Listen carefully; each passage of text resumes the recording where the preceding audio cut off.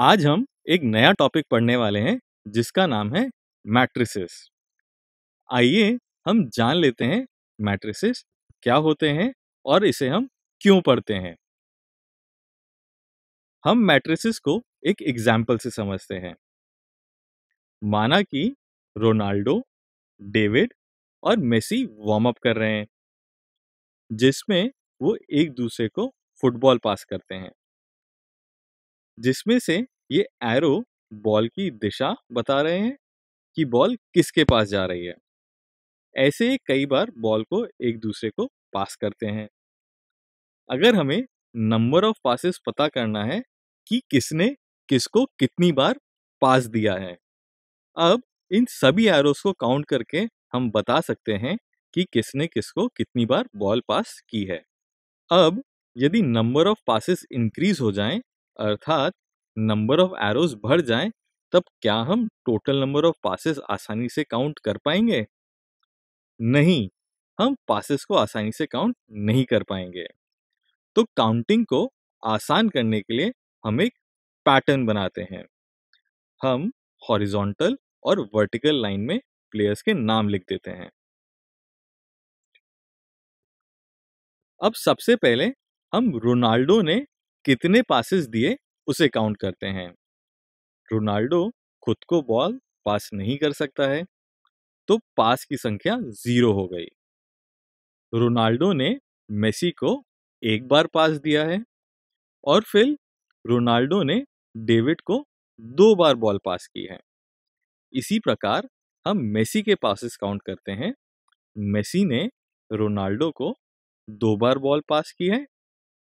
Messi खुद को ball pass नहीं कर सकता है, तो उसके पासेस की संख्या 0 हो जाएगी। मेसी ने डेविड को 3 बार बॉल पास की है। इसी प्रकार हम डेविड के पासेस की संख्या भी काउंट कर सकते हैं। डेविड ने रोनाल्डो को 1 बार बॉल पास की है। डेविड ने मेसी को 2 बार बॉल पास की है। डेविड खुद को बॉल पास नहीं कर सकता है, तो पास की संख्या 0 हो जाएगी। इस पैटर्न से हम कितने भी चाहे पासेस को आसानी से रिप्रेजेंट कर सकते हैं और काउंट भी कर सकते हैं।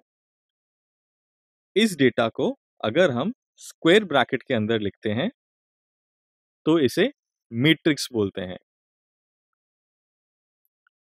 इस प्रकार किसी भी कॉम्प्लेक्स और बिग डेटा सेट को आसानी से कॉम्पैक्ट फॉर्म में मैट्रिक्स के फॉर्म में लिखा जा सकता है। मैट्रिक्स का यूज कंप्यूटर प्रोग्रामिंग और कंप्यूटर की फंक्शनिंग में बहुत ज़्यादा होता है, जिसके बारे में आप अपनी हायर एजुकेशन के टाइम पे पढ़ेंगे। मैट्रिक्स में हम इन कॉन्सेप्ट्स के बारे में पढ़ने वाले हैं। अब हम मैट्रिक्स और इसके कुछ इंपॉर्टेंट टर्म्स के बारे में सीखेंगे और एग्जाम्पल से इसको और ज़्यादा डिटेल में समझेंगे।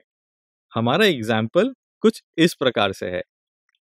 गीता के पास 3 पेन, 2 पेंसिल्स एंड 1 बुक है। राम के पास 3 पेंसिल्स, 2 पेन्स एंड 3 बुक्स हैं। हम देख सकते हैं कि हमें बार बार आइटम्स के नाम लिखने पड़ रहे हैं और ये तरीका थोड़ा सा लंबा है। इस डेटा को हम 2 तरह से रिप्रेजेंट कर सकते हैं। हम गीता के पास आइटम्स की संख्या देखते हैं, तो गीता के पास 3 पेन, 2 पेंसिल्स एंड 1 बुक है। इसी तरह राम के पास 2 पेन्स, 3 पेंसिल्स एंड 2 बुक्स हैं। इस पैटर्न में हमें बार बार आइटम्स के नाम लिखने की जरूरत नहीं पड़ रही है। अब हम दूसरे पैटर्न को देखते हैं। गीता के पास 3 पेन्स, 2 पेंसिल्स एंड 1 बुक है। राम के पास 2 पेन्स, 3 पेंसिल्स एंड 2 पेन्स हैं। हम देख सकते हैं यह पैटर्न भी पहले पैटर्न की तरह आसान है। ये दोनों पैटर्न एक दूसरे से अलग भी हैं।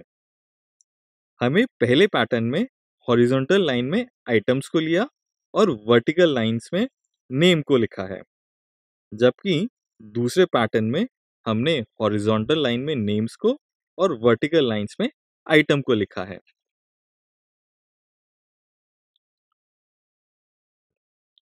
अब हम पहले पैटर्न के डेटा सेट को स्क्वायर ब्रैकेट में लिखें तो उसे हम मैट्रिक्स फॉर्म बोलते हैं। अगर हम मैट्रिक्स में लेफ्ट टू राइट या हॉरिजॉन्टल लाइन में जाते हैं तो एलिमेंट्स की हॉरिजॉन्टल लाइन मिलती है जिसे हम रो कहते हैं, जिसमें पहली हॉरिजॉन्टल लाइन हमें फर्स्ट रो बताती है, इसे हम R1 से डिनोट करते हैं। उसी तरह दूसरी हॉरिजॉन्टल लाइन हमें सेकेंड रो बताती है जिसे हम R2 से डिनोट करते हैं। अगर इस मैट्रिक्स के लिए हम total number of rose count करें तो हमें 2 रोज मिलेंगी।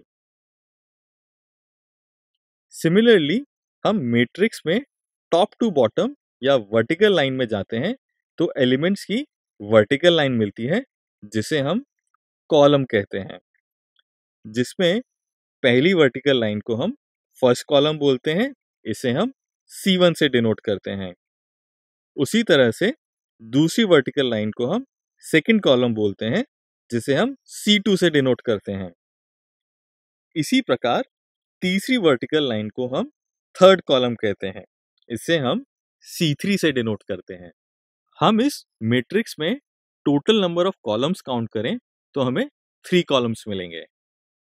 अब हम दूसरे पैटर्न को स्क्वायर ब्रैकेट में लिखें तो हम उसे इसका मैट्रिक्स फॉर्म बोलेंगे।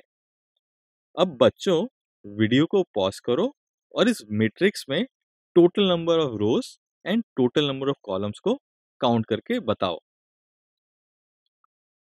आई एम श्योर आप सभी ने इसका सही आंसर ढूंढ लिया होगा।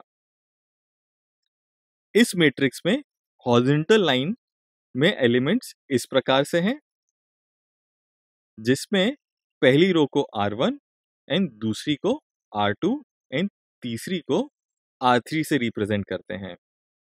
इन्हें काउंट करें तो टोटल नंबर ऑफ रोज 3 के बराबर मिल जाएंगे। इसी प्रकार वर्टिकल लाइन या कॉलम के एलिमेंट्स कुछ इस प्रकार से हैं, जिसमें हम पहले कॉलम को C1 और दूसरे कॉलम को C2 से रिप्रेजेंट करते हैं। और इन्हें काउंट करें तो इस मैट्रिक्स के टोटल नंबर ऑफ कॉलम्स 2 के बराबर होंगे।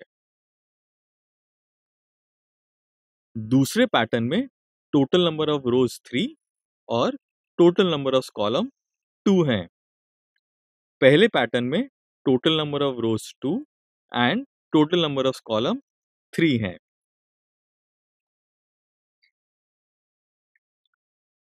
चलिए एक कॉन्सेप्ट टेस्ट करते हैं। बच्चों इस क्वेश्चन में हमें दी हुई मैट्रिक्स में total number of rose and total number of columns find out करने हैं। यहाँ पर इस वीडियो को आप 1 मिनट के लिए पॉज करें और क्विकली इसका आंसर फाइंड आउट करें। आई एम श्योर आप सभी ने इसका सही आंसर निकाल लिया होगा। हम इसका क्विकली आंसर देख लेते हैं। हॉरिजॉन्टल लाइन ऑफ एलिमेंट्स रो होती है। हमारे पास रोज कुछ इस प्रकार से हैं। इन्हें हम काउंट करें तो टोटल नंबर ऑफ रोज 4 के बराबर मिलेंगे। Vertical line of elements column होते हैं। हमारे पास कॉलम कुछ इस प्रकार से हैं। इन्हें हम काउंट करें तो टोटल नंबर ऑफ कॉलम्स 3 के बराबर मिलेंगे। तो इस मैट्रिक्स ए में टोटल नंबर ऑफ रोज 4 हैं और टोटल नंबर ऑफ कॉलम्स 3 हैं।